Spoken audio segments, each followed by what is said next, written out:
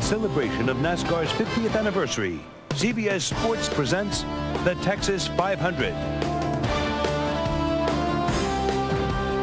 Over $200 million has been expended. Over 200,000 race fans are here. It's sold out. Texas Motor Speedway. And expectation is in the air throughout these stands. But apprehension hangs like a dark cloud over the 43 drivers who are about to race for $4 million in purse. The second annual Texas 500. Memories. Getting set to fire off the Texas 500. Let's go trackside.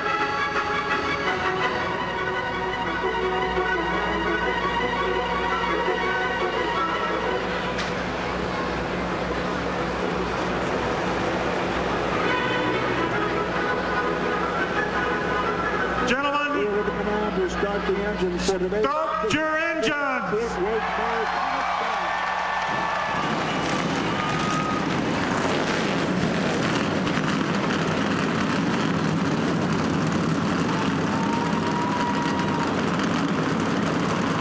They roll off for the first of 3 pace laps. Let's have a look at the starting lineup. Second career pole for Jeremy Mayfield, who's second in the points. Joe Nemechek, front row Joe, is right there. Row number 2, Ord Burton, 7th in this race last year with rookie Kenny Irwin. Chad Little, 3rd time in his career, a top 5 start, and Rusty Wallace, the point leader. Mark Martin, who won at Las Vegas a month ago, and Robert Pressley. David Green starting in the top 10, and Gary Bradbury, a career best start. Row 6, Atlanta winner Bobby Labonte, and Mike Skinner, who led 10 laps here last year. Dale Jarrett, winner at Darlington, and Rick Mast, pole sitter at Rockingham. John Andretti along with Kevin LePage in the 8th row. 2-time race winner Jeff Gordon this year with Brett Bodine. Ernie Irvin, 6th at Daytona. Ricky Rudd, 5th here last year. Sterling Marlin and teammate Wally Dallenbach in the 11th row. Jeff Burton, who got his first win here last year, and Randy LaJoie subbing for Ricky Craven. Bobby Hamilton and Kyle Petty in row number 13. Johnny Benson, 4 straight top 10s with Greg Sachs in the 14th row. 2 veterans in Fords, Jeff Bodine and Ted Musgrave. Kenny Wallace in a Ford and Ken Schrader's Chevrolet. Back in row 17, Hut Strickland and Dale Earnhardt, the Daytona winner. Darrell Waltrip made the field on time, driving Earnhardt's car for injured Steve Park, and Dave Marcis, his 2nd start this year. Provisionals, led by Terry Labonte and Bill Elliott, both former Winston Cup champions. Veterans Jimmy Spencer and Michael Waltrip forced into provisional starts, as were Dick Trickle, who crashed in qualifying, and Steve Grissom. Lake Speed had a qualifying wreck, and he takes the final provisional start. There were 5 drivers who failed to qualify for the Texas 500, and a couple of those drivers were victims of the water that started coming up through the track when they had to postpone qualifying on Friday afternoon. For a start, Jim Roper is on the flag stand. In 1949, he won the first sanctioned NASCAR race for what was then the strictly stock division, and it became Winston Cup. He drove his Lincoln from the Midwest to Charlotte to race it on the old dirt Charlotte Speedway, and couldn't drive it home because NASCAR tore down the engine. They had to tow it back. And I got to see that race. And he is on the flag stand today. Part of NASCAR's 50th anniversary celebration. Green flag, the Texas 500 is underway.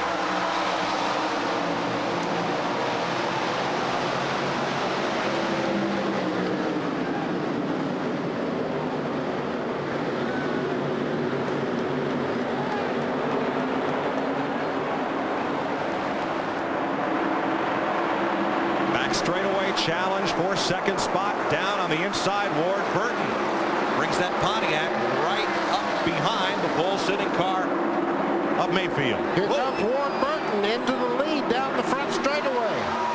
Leads the first lap. The Bill Davis Pontiac for Burton is strong. And trouble here in turn 1. 4 cars go slamming to the wall, and 4 more pile up behind them, reminiscent of last year's lap 1 crash. Earnhardt's in it, Jeff Gordon's in it. Lots of race cars got banged up. There's Hut Strickland along with Earnhardt down on the track apron, pinned to the wall. John Andretti and Rick Mast climbing out. See Rick Mast coming out the right side of the car there. John Andretti now coming out of the car. He's undoing his radios. Likely fuel pump breakage on Andretti's car when that car slapped the wall. Fire crews quickly on the scene. And just as in the inaugural, this racetrack takes its toll at lap 1. Talk to the driver, evaluate the damage, get every tool they need in position, but they cannot touch the car until the red flag is removed. What happened going to turn 1? It's already happened. When they went in there, looked like a couple of cars side by side, and once it started, it just became a chain reaction type of a deal. The first 2 cars up to the wall. There goes Kenny Wallace, and in the middle, John Andretti, Rick Mast. That's Kevin LePage there in the 91. He was also in the very start of this accident. And let's show you the view from Dale Earnhardt's root cam. You can see Darrell Waltrip getting the back of Hut Strickland. Earnhardt hit his own race car. Hit Darrell Waltrip. Couldn't help it, of course. From Randy LaJoie, trying to sneak through.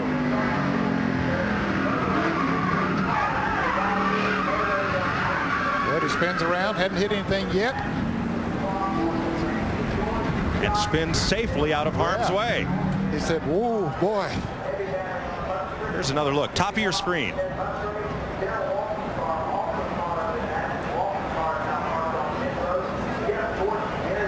Still, it's hard to tell what actually started it. You can see John Andretti come up and hit Kevin LePage, and then the yellow car of Rick Mast in the middle of the screen looked to me, Ned, to be the first car sliding up toward the wall. It did look that way, and certainly the accident started right where he was running.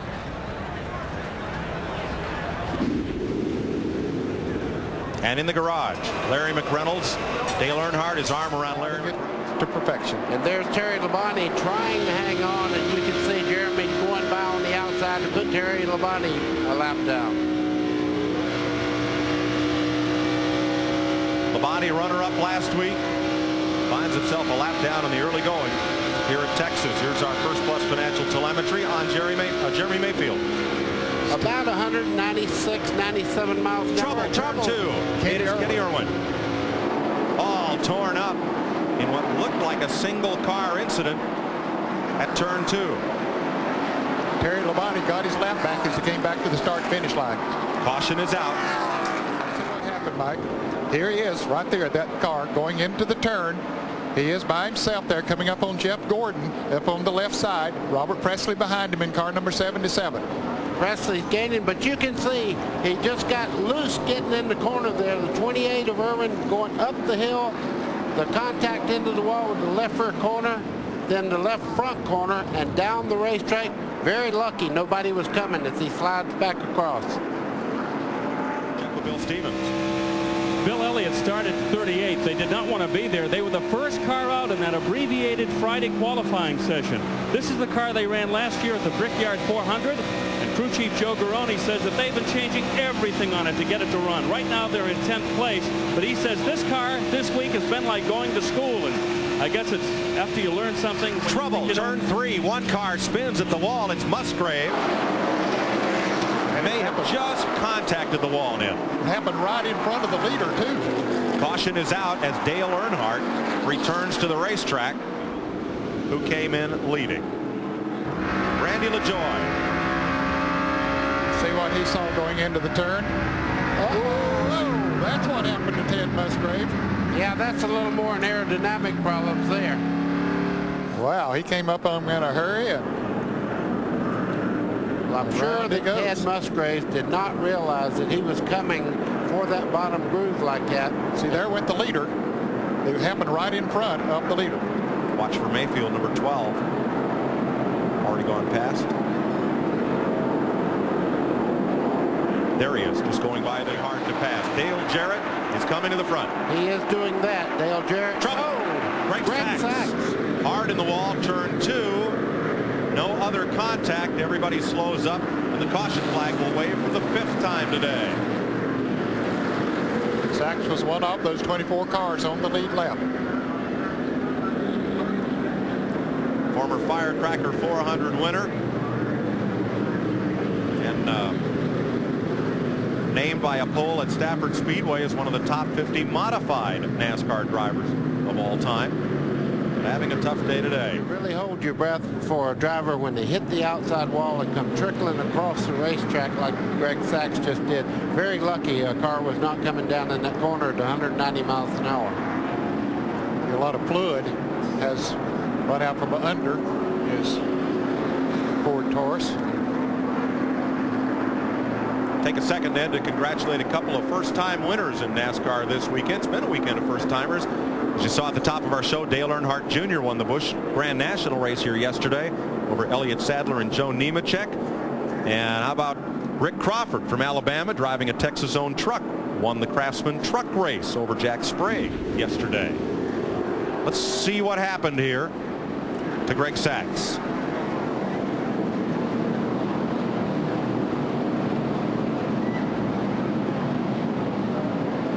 Middle of your screen. That's Greg Sachs right there, getting into the corner. Coming under Jeff Bodine, and they make contact. And Greg turned it back the other way and slammed straight into the wall.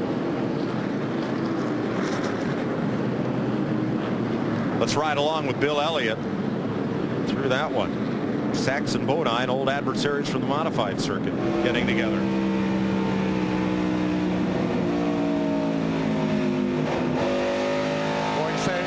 Elliott let off for just a little bit. As soon as he saw that car go to the wall, he got right back on that gas to get out of there as quick as he could. 334 in a race that has been beset by cautions, 5 of them so far today. Today was Greg Sachs' 258th career start in this division. 3 years ago, or rather 13 years ago, in his race car, but with a Robert Yates Chevy engine. He won the Firecracker 400 at Daytona. Greg drove for me for several races after I got injured in 1988 and did a fine job in our race cars. For the driver to climb in and out under normal conditions. Once again, this is Greg Sachs' car. We're at lap 142 here at Texas Motor Speedway. Sachs crashing in turn number 2 after slight contact with Jeff Bodine. His car got loose, and as he turned to correct the slide, the tires took traction and sending the car to the right and hard into the wall with the right side.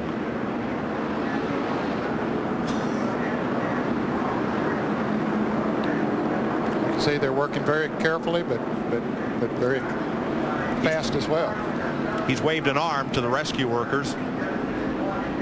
12 lead changes, average speed a very slow 129 miles per hour with 5 cautions to date. And we have 7 cars off the track, and a major story developing on pit road right now. Let's go to Mike Joy. Jeremy Mayfield, the leader, appeared to cut down a right front tire as he went into turn 1. He had led 5 times for 105 laps and had to come all the way around the track at reduced speed before he could come into his pit. Let's have a look here. Okay, that's out of turn 4, the start-finish line right there. Let's go. Now he's got a lot of rubber flying off the front of that right front, and it actually pushed the right front fender out a little bit. Hopefully it didn't knock out the inner panel where the smoke and stuff can come into the car. Boy, and he was fortunate that didn't happen going into the turn. He was able to get the car slowed down, get it under control, get it down on the apron, and bring it back to the pits. You can see him driving it up close to the wall in case that did happen, so he wouldn't run all the way across the racetrack. Now he knows he has it under control and slowed down. Ralph Shaheen. This is a look at the tire that just came off. This is that right front tire. Dave Marcis, the 71, Marcus 6 laps down. 30 to 35 laps before pit stops for the lead cars, some of which are out of sequence, as we had caution flags at lap 123 and 136 when some of the cars in the lead lap came in. Did he bounce the wall up there in turn 4? He went very, very high. Right front on that car is down.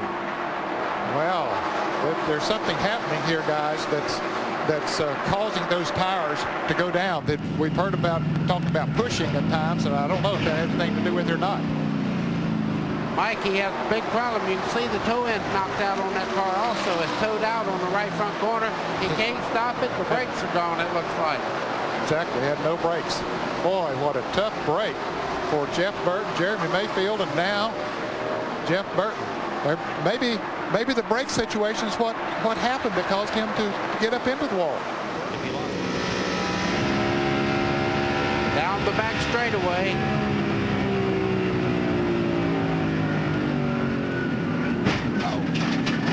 Wow, hit that wall pretty good. And fortunately, Chad Little was not right behind him. You can see part of the brake rotor and stuff bouncing behind the car. That's a big steel part of the brake system bouncing behind the car. Rusty Wallace is in. Ward Burton is just as Rusty Wallace came to pit road to make a stop. Mike Skinner crashed here in the dogleg coming off turn number 4. Rode the front stretch wall down to a halt near the start finish line. You see Skinner is okay. Caution is out. Mike Skinner got hurt in Atlanta with a crash on the outside wall. You can see him getting his breath back there. He's sitting on the windowsill of the race car. It'll take more than hammer and nails to fix that one. He has used up the right side. He really has. He's that wall hard. You mentioned Rusty Wallace had come into the pits. The crew very alertly just changed 2 tires, got him back out. He stayed on the lead lap. Skinner was running about 2 laps down, but just outside the top 20. Wow. Apparently he had a tire let go. Something happened on the right front of that car, and it just shot up into the wall. You can see how hard he hit. It really just bashed that right side, the right front in particular. Way hits it again. Skinner, the former Craftsman Truck Series champion, driving that second Richard Childress car. That was not a good place to have something to go wrong with. He was coming off facing that wall already, and then just go up and hit it that hard. And then it shows that when you run to 9th place in the point standings. Jeff Burton's just 7 points in front of him in 8th. He could make a big jump in the points. Or will Mark Martin come through? And let's not forget that Jimmy Spencer lies just 11 seconds back. Here comes what could be a caution flag now. Dave Marcis has lost a motor. And Skinner's off into turn number 1, oiling down the track surface. Dave Marcis was able to get to the outside of the racetrack and not oil up the racing surface itself, where the lower part of the corners there. Caution is out. And Ken Schrader may have banged the wall coming through. Kyle Petty gets a lap back. Or Burton trying to, but didn't make it. Here is Schrader, turn 4. Right front goes flat hard into the outside wall coming off turn 4. And Dave Marcis. Something happens to his engine apparently as you see all of that smoke as it goes down into turn 1. He does get it up out of the groove, drives it up next to the wall. See those cars going by down on the inside. That's Chad Little, your race leader, right under Marcis there.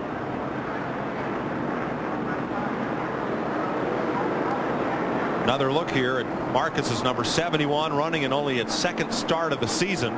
He's attempted to qualify for each race. And something lets go. Dumps a lot of oil on the hot parts of the engine and chassis and a lot of smoke.